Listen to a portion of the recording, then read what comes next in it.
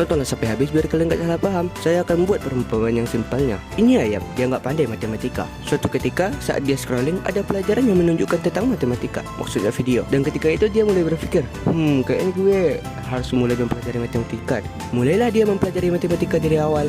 1 bulan berlalu setelah dia mempelajarinya, dia mengadakan tes. Ya, tes yang berhubungan dengan apa yang dia pelajari. Ternyata hasilnya memuaskan. Kemudian dia mulai merenung. 1 bulan setelah saya mempelajari matematika dan hasilnya luar biasa. Bagaimana jikalau saya mempelajarinya selama 1 tahun?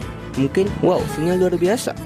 Ternyata saya termasuk ayam yang jenius, katanya dalam hati. 1 tahun berlalu dan apa yang terjadi kemudian? Hasilnya nggak sesignifikan yang di awal. Mengapa bisa demikian? Di samping pembelajarannya yang semakin hari semakin susah, ada kata kunci yang dia lupakan. Apa itu? Kata kuncinya adalah dia menghitung menggunakan grafik linear, yang berarti dia telah terjebak di dalam ilusi matematika yang bernama the linear progress trap.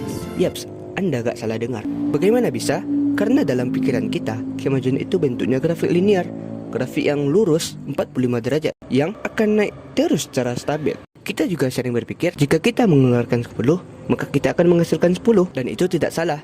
Tetapi penempatannya yang berbeda. Maka penempatan dalam hidup kita seharusnya adalah grafik logaritmik. Di awal kita mempelajari sesuatu hal yang dasar-dasar saja dan dampaknya sangat luar biasa bagi kehidupan kita. Dari 0 ke 1 itu lompatannya terasa dahsyat. Tetapi setelah itu kita akan masuk ke dalam titik yang namanya plateau. Di titik inilah kurva melandai. Bisa dilihat kurvanya seperti stagnan atau berdiri di tempatnya saja. Dari sini kita sudah mulai melakukan usaha 100 untuk mendapatkan hasil yang 5. Disinilah banyak orang yang merasa gagal. Padahal sebenarnya mereka mulai pindah dari level permukaan ke level kedalaman atau level yang sebenarnya. Dan ada satu hal lagi yang harus kalian ketahui. Satu area bahaya yang disebut the valley of disappointment atau lembah kekecewaan. Ini adalah celah antara garis khayalan 45 derajat dengan kurva kenyataan. Dan di sini kalian sudah bisa menembak. Semakin jauh kita melangkah, semakin terasa kekecewaan itu terhadap diri kita. Cara menghadapinya gimana? Turunin ekspektasi dan sadari bahwa kesulitan itu tandanya level kita sudah naik dari permukaan ke kedalaman.